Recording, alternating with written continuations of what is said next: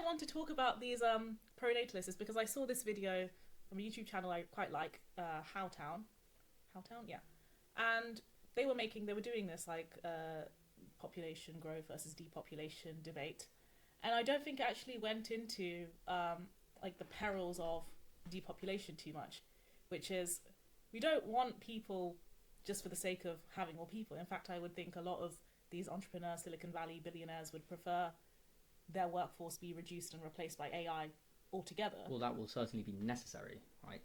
Yes, if we have a depop, but they don't actually want more humans to work in jobs because then you have to pay humans. But what they want humans to do is pay taxes to support the base of elderly, aging people that can no longer work. Well, that's certainly true. But they also need humans to consume for their businesses. I mean, that too. For the last hundred or so years, the whole world of finance and economics has relied upon the assumption of growth, and population growth is a big part of that. If we see governments borrowing from the future in the form of selling gilts or bonds, if you're American, this relies on the fact that we're going to grow our tax revenue enough to pay themselves back. Yeah. So what happens then if your population is shrinking? Well, we have to either increase your population by enforcing everyone to have more babies, you bring in more immigrants, or you become, incredibly technologically advanced very quickly. The problem with the last point is that AI robots don't consume, so they don't pay many of the taxes. It's going to be very sort of difficult to supplement the demand. Well, Neo. Have you seen the videos of Neo? I have seen. Well, imagine if Neo wasn't completely AI, if they continued using like the kind of remote control technology they have now. Would that not solve all of our problems? Because then you actually have a person that's maybe sat in like a third world country controlling robots and doing all these tasks that people in first world countries don't want to do, but will happily pay someone robot wages to do. Right? And that person is still consuming. I actually think Neo should stop there. That is their product, like a remote control. That's just immigration by proxy. Exactly, and then we don't have any of the problems that people associate with immigration of people actually moving countries and bringing dependence and adding putting stress on social services, whatnot. Have Neo not just like revolutionized global work and like global distribution of labor? Putting aside the fact that this is incredibly dystopian, that still relies on population growth in the third world, which will happen, which is happening right now. But what happens when they catch up to the developed world? Well, that assumes that they will still continue to develop when all of the, I guess, regulations that we now have that we didn't have in the past kind of hampers that development in lots of ways. Yeah. It seems like a real conundrum, and I feel like it's definitely not being talked enough about. Probably because we have so many immediate problems. We have wars now starting up, like it's the 20th century. I guess we're back to doing that again, the wars. But I don't know. A lot of these immediate problems sort of cloud the fact that there's a big looming issue that is the decline in birth rates, and I think more of our politicians should be at least talking about it, because it is an existential problem for humanity. You gave a couple of like solutions, including like technological advancement there. How about I give another solution in that? Well, hold on, but that's only a solution to fix the labor shortage. Yes, that's fine, but that's not really a solution to the. Well, I'm more talking about the kind of welfare burden, right? The tax revenue. To address this specifically, I genuinely think that like pensions, like state-backed pensions and welfare states as large as the ones we have in the West right now, including in the US, should be a thing of the past.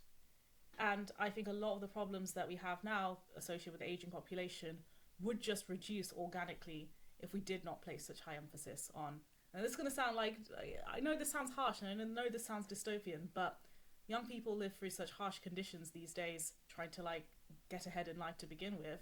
We should not be taxing them so much, and we should not be redistributing wealth from working people to elderly people as much as we do now. Yeah. What is it called? A gerontocracy? A gerontocracy, exactly. Something like that. Yeah, it should be everyone for themselves. Like, if you work throughout your life, that's great. You should have also saved throughout your life, and that is what funds your retirement, or downsizing your home is what funds your retirement. It shouldn't be assumed that an ever-growing population of people after you then support you well into your like 80s, 90s, and 100s. The time where you need the most support is when you're starting out in your career. Exactly. That's when you're earning the least money. That's when you're the least experienced. Yeah. You'd think that that's when we should be giving the most support to young people. And bear in mind, a lot of pensioners have retired on defined benefit pensions, and a lot of those are final salary defined benefit pensions. So they did not have to pay into company pension pots when they were working. The company provides everything for them, and they were guaranteed a fixed amount of income post-retirement, and they retired a lot earlier than what we're going to do now as well. So there are so many factors that led this like great generation of boomers to be supported throughout their lifetimes. And I'm not saying that everyone is the same. I'm not saying that there are not pensioners that are struggling and live below the poverty line. There definitely are, but there are other provisions in place for those people. Yeah, as there are for anyone that's struggling. Yeah. But what do you say to disagree though? Well, what do you say There isn't provisions for everyone that's struggling. There was an article in the Telegraph today that showed like working age population again, the amount you're contributing in tax, but you surpass all the thresholds of like income and savings. £6,000 in saving means you're not entitled to any like universal credit below 16,000, and all of your rights taper if you have savings above 6,000 as well. So the welfare state does not support everyone equally, especially not if you are of working age and have a little bit of savings. They're selecting, for people that don't save and have literally nothing. I mean, if you have savings but have no income, you're not supported by the you state. should probably That's still be been my supported. personal experience. But what do you say to pensioners, the people that argue that, from this sort of feelings orientated, emotional point that well, we've worked all our lives, we deserve now to relax and to have the taxpayer support us. But this is the thing, like, and our piano cruises. The taxpayer and Nick 30 from the social contract meme support. Yeah, this whole thing of they think there's a massive pot that they have like paid into. Yeah. And like national insurance is just them like withdrawing their savings from the pot. As I mentioned, a lot of them had defined benefit instead of defined contribution pensions to begin with. It's only in the last like maybe 20 years or so that we've had a huge shift of you need to contribute into your pension, not your employer, not the government. Yeah. And respectfully, why haven't they saved? They have saved. You know what they've done? They've invested in a portfolio of buy-to-let rental properties. Well, it's the property issue that's the most concerning, because along with a house that you buy, what you also have now is a hugely appreciating asset for the following reasons. Reasons that come as a result of owning your property. You've also now bought a right to elect a local administration, your local councillors. That's true. With that, and that comes with the property. So now the largest property owners, the boomers, they have a sort of chokehold on the local administrations, the councils. Yeah. And they have a chokehold properties as well. So that inevitably will lead to local legislators legislating on these bottlenecks in development to maintain and inflate the value of the houses they bought 40 years ago. They effectively freeze that area where they live in time. As we said, gerontocracy, they have not only the most financial power, but the most voting power in this country as well. So the system is not going to change. But ideally, I would like to see a bit more of a libertarian attitude placed upon this, where it is every person or every household for themselves. And we see this in less developed countries, that still have working people supporting their elderly parents. They will live in the same household. The parents, the grandparents help out with childcare, And that is a cultural attitude that we're not going to. It's not a perfect cultural setting. There are tons of like interfamily conflicts and drama with intergenerational households, especially if you have lots of siblings and lots of children all under one roof. But it is a cultural norm. I mean, it in doesn't. a lot of places Whatever to look after your aging parents. whatever the arrangement. I mean, the arrangement is of course isn't going to be prescribed by the state, but it's just the point of being conscious of the overconsumption of housing. We can encourage the increase of supply of housing, but if it is true that the government is subsidizing